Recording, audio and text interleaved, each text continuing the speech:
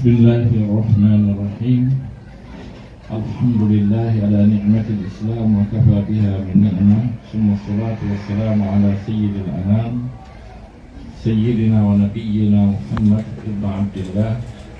wa ala alihi wa ala sahbatihi al-kiram wa tabi'in lahum bi ihsanin ila yawmin la maradda lahu min Allah. Amma ba'd, ikhwani wa akhwati fillah, أحييكم جميعا بتحية الإسلام وتحية الإسلام والسلام. السلام عليكم ورحمة الله تعالى وبركاته.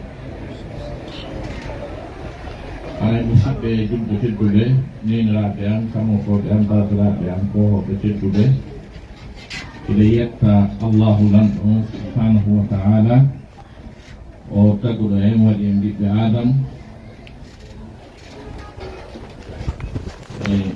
sabuɗo en waɗi en ɓiɓɓe Adam nemini en ɗiɗo nemaji mawɗi arsukuɗo e wongon e julɓe. Hay ɓaawo ɗum en duuriya rasul sallllahu alayhi wa alihi wa sahbihi wa sallam onmo jamɓe kisi e woni e muɗum ndendiraaɗo sabu yurmede wonande ɗeɗo mofta. hay inchallah no ɓe holliri noon an no ɓitti moƴƴa sabu ɓurno laɓeede sino newotono yewtere nde waɗe ɗo dewgal hunde ɗo ɓayde ren kam no yaasi o wayni sahara ɗum no wawno wonde tawi noon ɗum wata wonde oɗon yewtere balɗe ɗin ko temsi voilà ina ɗum ne luttiraɗo ko ɓuuri wona minutaji 2 ma sappo aray inchallah tan ɗum ɗiɗɗo fuɗɗagol yewtere min ko waɗede yiɗi présenté ɓe ceernoɓe men ko hoɓe teddude ala konɗon a hoddiri e tawdaɗen ɗo ngam timmodiral ɗo aray dule ko docteur Mouhamadou Ould Mbaye ɗo inchallah haray ko wiyata ko seɗɗo ko towli maɗɗo nokku haray so tawi kadi ala en fottani ɓay koyɗe woni nder ga ɓeɗo ko hoɓɓe men e seydi ke watte micro ne sokkata makko goɗɗen haala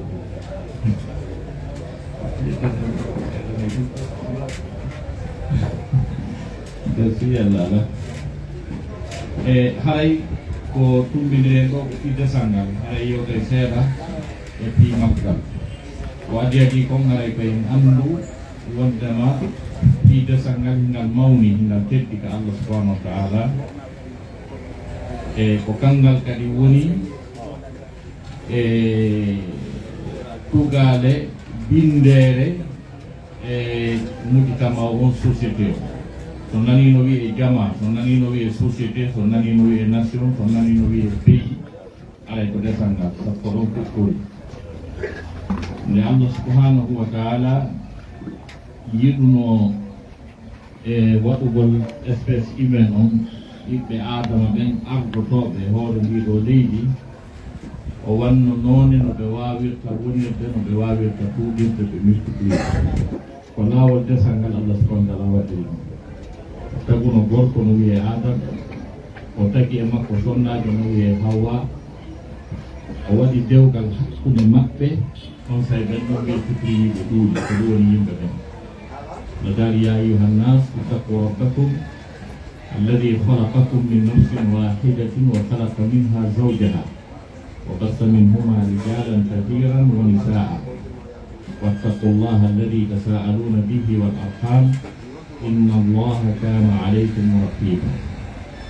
لذلك أن يمده لجوم مؤمن أن تقول أن إمرت إونكي بوتي إونكي كوفاني كبمة آدم وخلق منها min hadhihi nafs o tagi e kiwunki zawjaha ɓeyngu ɗum woni Adama alayhi salam o waɗi e ɓen ɗon ɗiɗo e worɓe ɗuuɗuɓe kañum e rewɓe mi tawno ko rewɓe ɓuri ɗuuɗude worɓe ɓenne kadi fanda ka effectif e worɓe ɓen e démographie humaine on ino fandi fanda kono o wi worɓe ɗuuɗuɓe ɗa o wi rewɓe mo anda ko rewɓe ɓuri ɗuuɗde kono worɓe ɓen kañum kadi fanda Allah subhanahu wa ta'ala no tindini e aya on wondema o tagi ɓemmede adam o tagi ɓeygu makko piyo ɓennondino yiidu ɓe ɗuuɗa espèce humaine on ɗuuɗa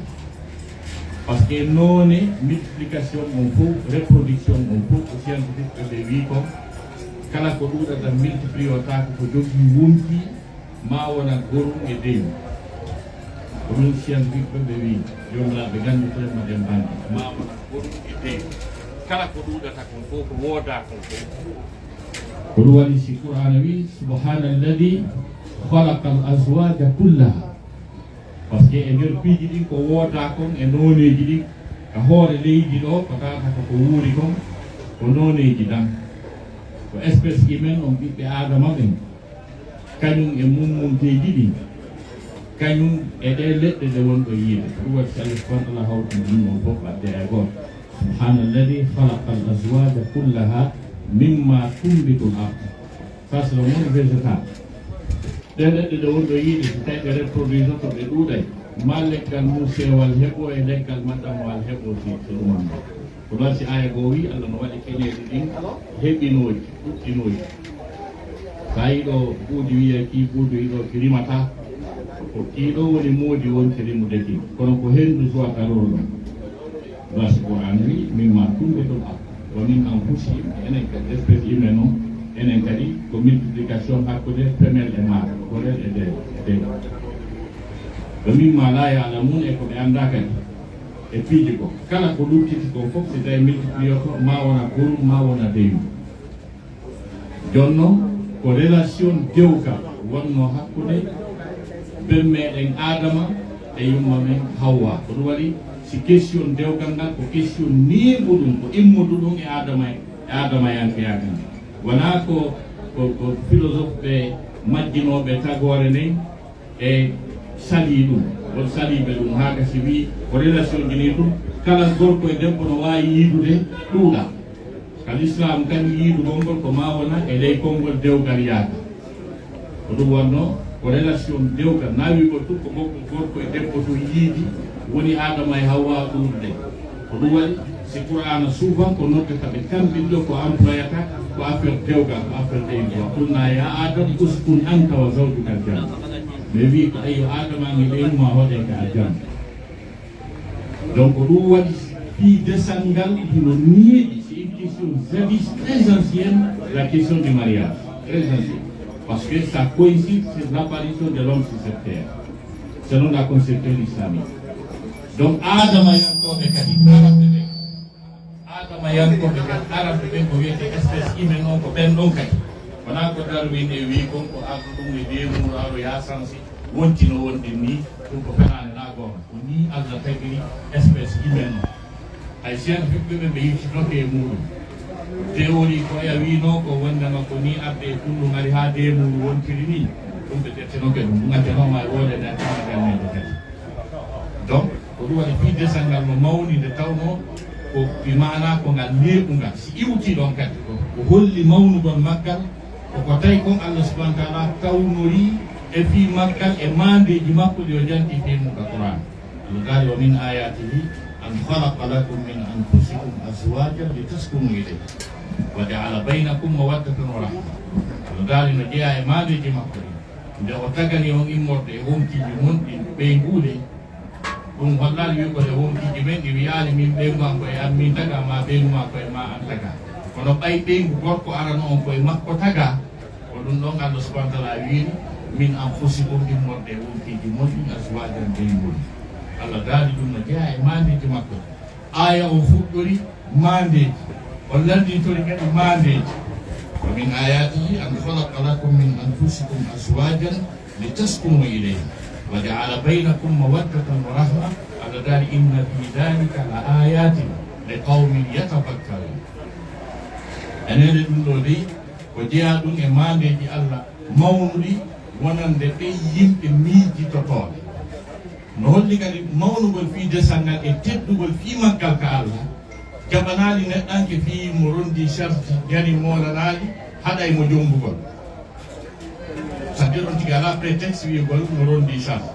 no woni sukaɓe guyɗo haɗitiɓe jombugol wiyegol ko tuma darni taw ko tuma yeeyi amérique ko tuma heɓi ɗum ɗo e ɗum ɗo na après taw surtout rewɓe juuɓe buyno wa wiyete nami prete jomɓe gon taw mi gaynaali université taw mi henndaki master an o mi waɗa ɗum ɗo mi gaynaali métier an no wodi rewɓe wiyoɓe ɗo mon premier mari c'est mon métier. Ça c'est archi faux. Donc c'est une illusion. Donc ɗum haana fiide sangal mino mawni no teddi ka Allah sina ɗum ka hoore leydi ɗo ko homɓe jogii responsabilité gongal maafa e charge ɓuri annabaɓe ala ga kono ɓen ɗon e hoore mum Allah subhanahu wa taala épargnani ɓe ka dewgal dal wala qad arsalna rusulan min qablika wa ja'alna lahum azwajan wa dhurriyya min neli nelaɓe ko aditima mi waɗannoɓe ɓe kuuri mi waɗaɓe ɓe kadi gueɗal zurriya donc haray musidɓe julɓe tedduɓe ko honɗum noon ɗaɓɓa e desal ngal ko ɗaɓɓa e desal ngal ko ɓuri mawde ko ɗaɓɓa e desal ngal ko heji tati ko deeƴere wonki ko ɓerde nde waalode deeƴa kañum e giggol kañum e yurmodiral ɗiɗo piiji tati kala mo tawata heɓaali ɓeygu tawa ko ɓeygu yiɗuɗomo mo o yiɗi tawi ɓe faamodiri haray ko feccere ɓurde mawde ka ko deeƴere wonki o heɓaali o nokki e ɗiɗi wonki neɗɗanke deeƴata ka adnala imma wonki kin deeƴa e ɓeygu makko o heɓa ɓeygu kala soñjaaji ɗi o feƴƴiri ka yaasi so hewti kiikiiɗe on ɗon ittati fof ɓerde nde waalode deeƴa ko ɗum ɗo woni goo ka ɓerde deeƴata ɗimmum ɗum kaka suudu ka o artata ɗon o yi kandi koɗe liye ko ɗum waɗi si Allah subhanahu wa ta'ala daali wa min ayati an khalaqa lakum min anfusikum azwajan litaskunu ilayha ka deeƴum ɓurtinon hoɗon donc ɗum ɗo woni goo ɗimmum ɗum ka on tigi deeƴata qur'anayi wallahu ja'ala lakum min buyutikum sakanan Allah waɗani on ka cuuɗi mum ka artoton ɗon ka deeƴa sa deeƴaali e ɗi ɗiɗi sa wuri duuɓi capannayyi ko duuɓi capannayyi sonja wuura siko duuɓi sappo sonja wuura donc haray kadi kala ko wiyete fotiiwe ɗi ko wallini ɓerde ko nantana leɗɗe alarba ko ɓeygu moƴƴo nantodiraɗo ma ɗum moodi moƴƴo nantodiraɗo faamodiraɗo ko ɗum nela sasamaki adduniya mata'un wa gayru mata'iha almar'atu salihah maaki oɗo adna ko dakkimo torɗum kono ko ɓuri fotude e foti weliji adna ɗin fof ko ɓeygu moƴƴo ɓeygu mo nantodirɗa tawa wana oɗo o hunduko ma ɗum yennowo ma bettinowo ma ɓerɗo ɗum ɗo woni ko ɗum waɗi si ara nun ɗo wiya ko deeƴere wonki kin deeƴere ko wonki kin deeƴata kon ɗimmum ɗum ko honɗum ko giggol ngol ma giggol ngol heɓa doole e nder wondigal ngal yimɓe wawata wondude en tant que ɓeygu e buuji mari e épouse ma ɗum époux e épouse e hara giggol ala programme ji ɗin masa wata wonde ko ma giggol ngol tabita ngol wona nder ton ngol tanke ɓay toon ɗo arnuɗa wiɗaɗa faala o jiwo haali woɓɓe adi kam ɗum sa yi o wi o suɓi kama ko par ce que mo yiɗuma nde ñande jonnon ngol giggol ngol o winoɗon mo yiɗuma si o ari ko ya neɓu ngol giggol kanko ɗangol ngol ɓeydo hara ngol ɗoytaki contrôle ngol dara ñande o ñande singol ka dose si tippitike dara ko ɗo remontirta arta ka duwaɗo nela sa sallam woni kamon ko men kamɓe ɓe darayno dose o si tawi no ɗon hakkude maɓɓe sona e maɓɓe no wonno ɓe andira kono a sonna maɓɓe nene Aisha radiallahu anha haali hakke makko nene Aisha yitno nela sa sallam haysi o wondirayno o takkorayno inde nelaɗo ni o weyno wa rabbi muhammadin wondiri e jeeɗo muhammad joni noon tuma wonnoyi ha o waddi wiide wa rabbil kaaba nelaɗo anday dose o tippiti mi wondiri e jeeɗo suudu kaaba ngu nela noddano o wiyam heyko an Aisha muhammadu o kaaba o ko Allah jeeyi mi wayni nande wa rabbi muhammadin haray probléme hoye waɗi ɓe reggila koye wa rabbi muhammadin on fuɗɗi to donc an kadi en tant que moodi a duwa taskade anda ɓeygu ma est ce que giggol ngol no ɗon kangol ɗoytike fama ɗum heña ɓayno woni geste ɗiɗi ɓe watta anda ɗum kono so a anda e hunde a tefa a nehalingol si ngol lanni few aray mo goo mbattike duwondirɗo on so ganta ɓe na ɓerdagi no weddi ha miyiya ɓe ana ɓennande huusi ko saku miji ta jabbo hewtane ɗon donc ko jadan ko ne a gikkol ngol hakkude maɗa e sonna maɗa sonnaji on kañum kadi fewɗo o arno ha gasi o wi himo falama haade hollama woɓɓe ko donc ko wi himo falama ɗon mo yiɗuma an kadi ko ya danko ngol gikkol anda si tawi yeeso makko ngon sansi so seydiɗi anda rectifia murango e yinene Fatima radiallahu anha ñande go mo yodda e modi makko seydna aliya yeeso mon change o faami wondema modi makko seytini o jeejimo o wangimo o mantimo ha o ya jadi o ari ka bawi makko ka nelaɗo sa sallam o nelaɗo pe probléme o taka amen ga hakkude an e modi o waɗɗa hon ɗum mi wangimo mantimo ha o welti nela maki o weltino ni woso weltanoki jahannama wi feteno naati fabitta joni noon no woodi yoga e sonnaɓe ɓe modiɓe mum ɓe yeeso mon change ɓe haajaka ɓe ara ɓe watta añude ko defi kon ɓe haajaka ɓe watta añude mbaldi ɓe haajaka ɓe ƴeƴata ɓe rectifiyata nana ɓen groupe mumino yaha no wiya deyi min fewndo ɗo hiɓe taƴƴilan kono mi wonay ɗo ha addalanta tugginta nana kadi maɗum wayno wurin kadi simi defi kadi ɓe ala ñamude hiɓe añude immojo makko mbay ko kamɓe woni groupe goto o wiya kono ɓe wallinde dépense ene ñam ɓay a huuɗaka donc si tawi sonnaɓe ta ko on alhaali ɗon debbo o waɗi o andata si modi makko no siitani si gikkol ngol ɗuytike haɗa programme on noon kadi ma saali donc ɗum waɗi toɓɓere ɗimmere nden ko gikkol ngol ka nder kuuɓe toɓɓere tammere nden ko yurmodiral ngal yurmodiral ko ngal wiyete tendresse aya on ɓay mi janngimo mi yimo mi daari yoga e tafsir jeha mi jiɓi honɗum e yurmodiral wonɗo honɗum e yurmede par ce que piiji ɓuri ko yurmede suudu si suumi ko yurmede si maaki perdi ko yurmede armi si golle ma saali ko yurmede si goɗɗo maayi ko honɗum e yurmede ana fandi e ayam wallahi mi yii ka tafsir ka fira telema sengo ka français mi récupéri mo on mi anndi ko feri tigi tigi donc ko ɗum wiyete ka français tendresse ko wiyete tendresse ka français koyo taw hara mo wonduɗa on si o heɓi moƴƴere a weltoto so heɓi sumo a aanay ta so nawni ko an muusete ta ɓeygu maɗa na yarata tawa ɓeygu ma no wullude no suni wawa si a yiyali hay wullu ladde gonɗum waɗi gonɗum wullata o wowna fiya ɗum teddo ɗum ɗo a wullitata ɗum mi jipay ɗum ɗo ɓerde makko nde waalo anda goɗɗo no ɗon kankadi so yi hiɗa suni hiɗa aani hiɗa maapi o lando ko honɗum mais sa nawni o haajaka sa wulli o haajaka si tawi yeeso mon sansi o haajaka dompidirɓe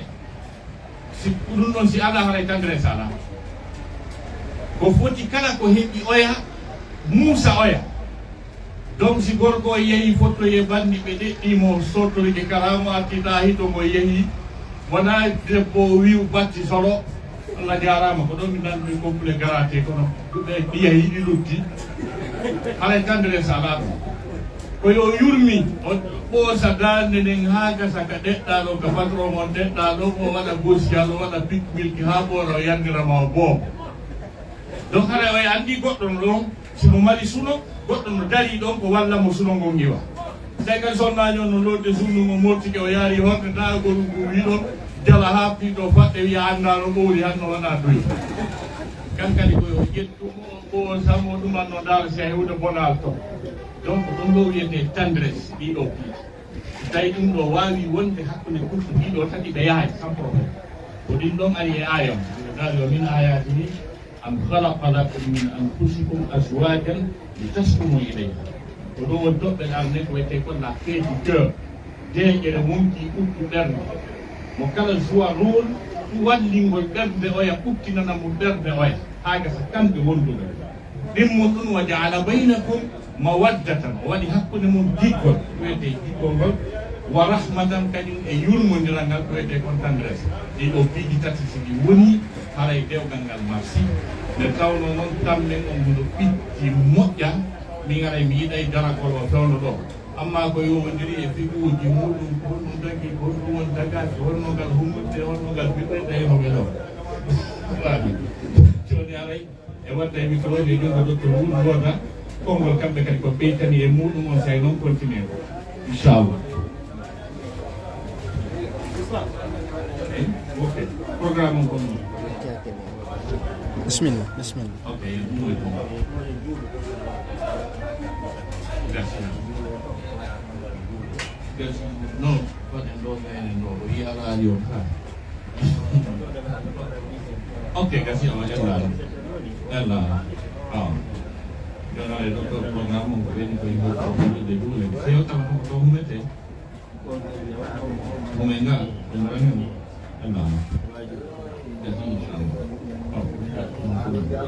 kasi wala nung may.